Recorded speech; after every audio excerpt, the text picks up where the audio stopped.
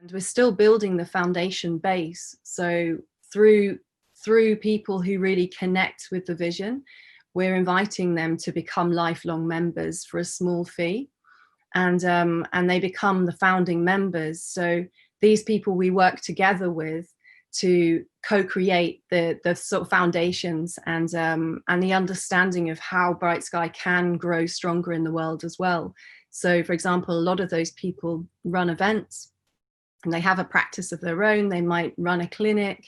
They might be curious to just explore what their purpose is, but what they've got in common is that they have a sense of the vision, and they want to be part of something together rather than being a lone wolf, you know. So it's a new way of working, and a more connected way of working. Yeah, and the lockdown together with COVID-19 also made a lot of changes and impact on us. You know, like Beth said, we already have 7 active hubs in the UK, which is Manchester, Bristol, London, Glastonbury, Frome, Totnes, and Stroud. And we were holding monthly meetings. Glastonbury was just about to step in. The first meeting was planned. And that is a beautiful way where we have online, like a platform which offers a lot of resources, but the connection with in-person support, it's a bridge from online into the actual world where we live in.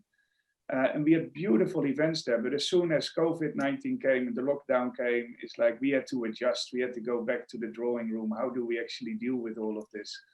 But the vision, as soon as it's possible again, is that all those hubs are activated and that they are inspiring other hubs to grow as well, where then the same principle of collaboration and sharing resources happens. So imagine you have 20 people in Manchester who are working on creating the field for BrightSky in Manchester, and you've got 20 people in London and 20 people in Bristol. All those work groups are made up by individuals who have a different way of looking at the world. So the ideas that are born in Bristol are available for Manchester. The ideas that are born in Manchester are available for the other hubs. So in that way, you can just see that from all angles, we're contributing value by contributing resources and ideas and thoughts and perceptions and engagement. And it's just growing like a garden again. Yeah, I mean, I love the analogies that you give, and I think that definitely evidences the sort of permaculture links that BrightSky has. You touched on COVID-19 there. I wonder, one of the themes of the sort of talks we're going to have today is a lot of the groups that we're talking to are sort of focused on the community, and BrightSky definitely is all about that community. And I wonder, how do you think COVID-19 is going to affect that community? You know, are people going to rally together more to overcome this bigger demon, or are they going to be a bit more reserved, a bit more shy? I think one of the things is like us people are made up by individuals, and I'm personally very touched by the insights that COVID-19 brought in my life. And you know, one of the strange insights I've had whilst building a project like BrightSky is realizing that I was looking for my community a little bit too wide, and I was almost missing out what was right in front of my face. So missing out the kind of connections you can take for granted. You know, my son, I never take him for granted, but his mom, we're not together in a relationship, but she's so important to me. You know, she's so important to me as a friend. And through COVID-19, I've realized actually the importance she has in my personal life. So it helps me to slow down, and it helps me to create that sense of community in a little village where I just moved to in a different way. I'm more aware of what I need for myself. And all I can say is that I hope that many people have had similar insights in their life, and that when we go back into the world after lockdown, that they take those insights with them and that they nourish it and create change from that. Because if you look at what the world needs is a lot of change, but it can only happen from the inside out. So if whatever is alive for you, if you bring that into the world, that really creates change. If it comes from the mind, because you have to do this, that, or the other, it's not that effective. So I think that what COVID-19 has brought in my life, and I see that with a lot of people around me, is a realization of what is actually truly important. Do we need to go on 3 holidays in planes somewhere else? Or can we just take our car and go 50 minutes away and walk by the river? You know, and so many things like that. Do we really need to go back to all the madness that we were doing? Or can we bring some beautiful changes collectively by doing it on an individual basis because we feel it's important? Yeah, and it's like, sorry, yeah.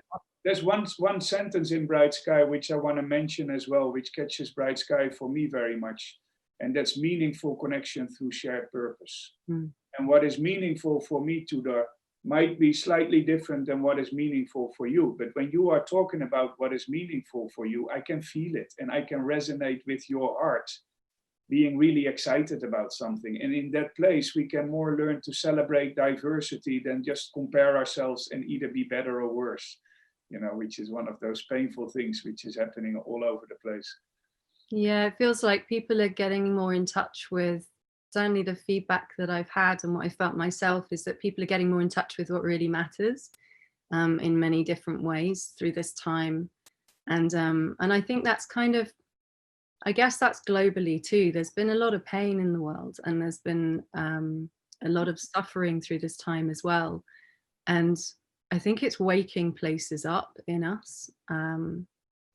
But in that way, you know, we can do what we can do on the ground here in the UK until we sort of start Bright Sky in Holland and then in Germany. And but in the UK, and the philosophy is, and the way we're working is that we're able to give 50% of the profit that Bright Sky makes from its membership fees as it grows back into community projects. So whether they be startup projects or projects that already exist that are doing really good stuff for the next generations or for the elderly or for, you know, for the community at large. And we also plant trees in the winter as well.